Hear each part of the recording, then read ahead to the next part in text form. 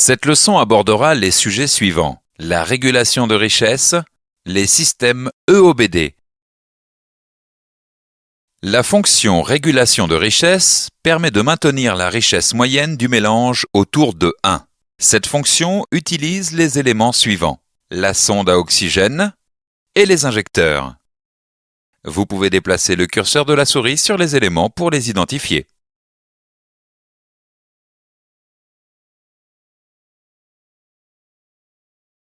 La sonde à oxygène ou sonde lambda est vissée sur le collecteur d'échappement ou à proximité de l'entrée du catalyseur.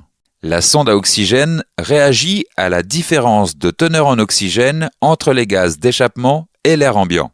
Cliquez sur la sonde à oxygène pour voir son fonctionnement en mélange riche. Dans le cas d'un mélange riche, tout l'oxygène contenu dans le mélange a été brûlé. La différence de teneur en oxygène est alors maximale. La sonde à oxygène délivre une tension proche de 1 volt. Cliquez sur la sonde à oxygène pour voir son fonctionnement en mélange pauvre. Dans le cas d'un mélange pauvre, il reste de l'oxygène non brûlé dans les gaz d'échappement. La différence de teneur en oxygène est plus faible. La sonde à oxygène délivre une tension proche de 0 volt. Voici la courbe de tension délivrée par une sonde à oxygène en fonction de la richesse.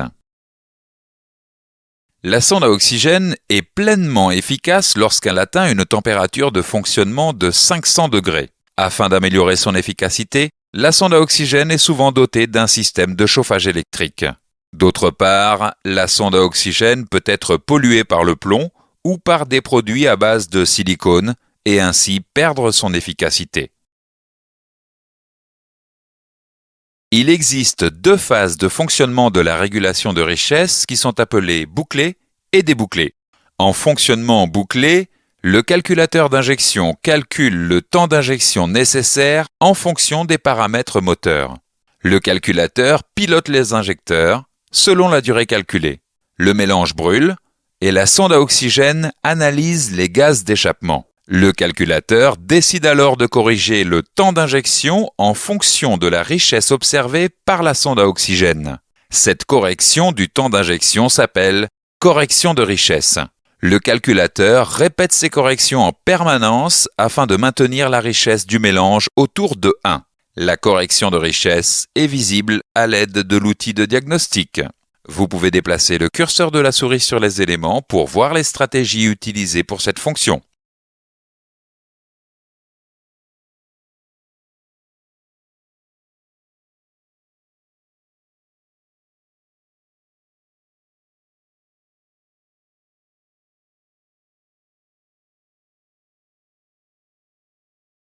En fonctionnement débouclé, la régulation de richesse n'est plus active. Un fonctionnement débouclé signifie que le calculateur d'injection ne tient pas compte de l'information de la sonde à oxygène. Le fonctionnement en mode débouclé intervient dans les conditions suivantes: démarrage du moteur, moteur froid, demande de puissance et lorsque la sonde à oxygène est défectueuse. Vous pouvez déplacer le curseur de la souris sur les éléments pour voir les stratégies utilisées pour cette fonction.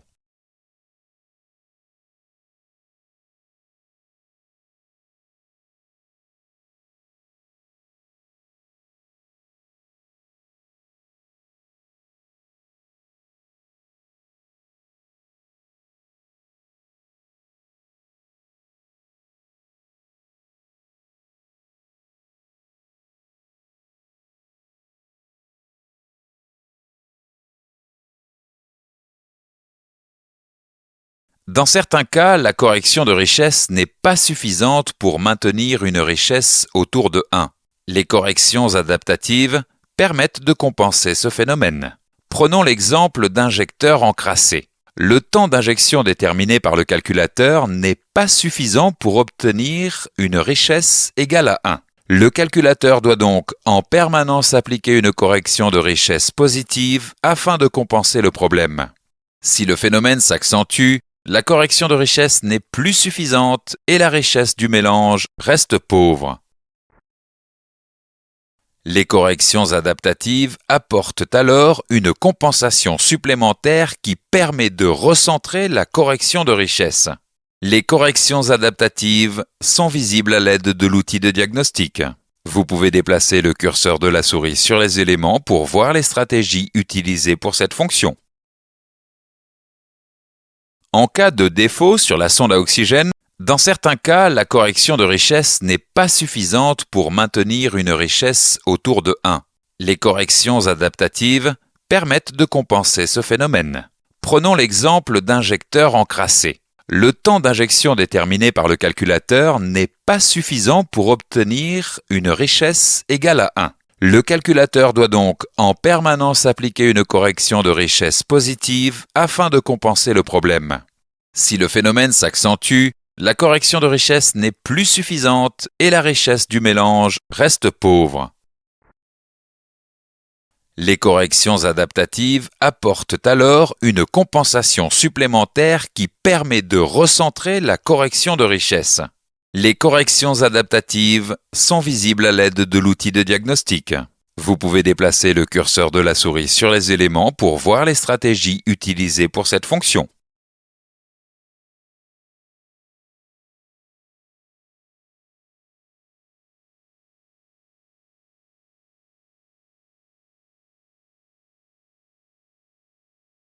En cas de défaut sur la sonde à oxygène, la régulation de richesse est inactive. Il convient également de contrôler la conformité de la correction de richesse et des corrections adaptatives à l'outil de diagnostic. Vous pouvez déplacer le curseur de la souris sur les éléments pour voir les stratégies de mode dégradé.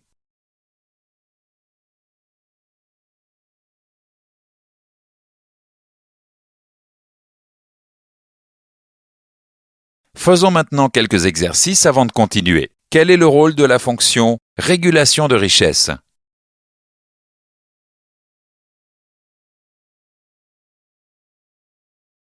Quelle tension est transmise par la sonde à oxygène lorsque le mélange est riche?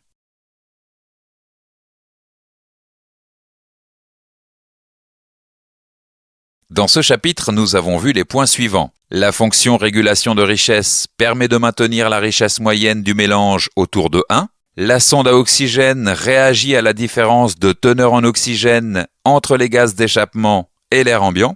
Si le mélange est riche, la tension est proche de 1 volt.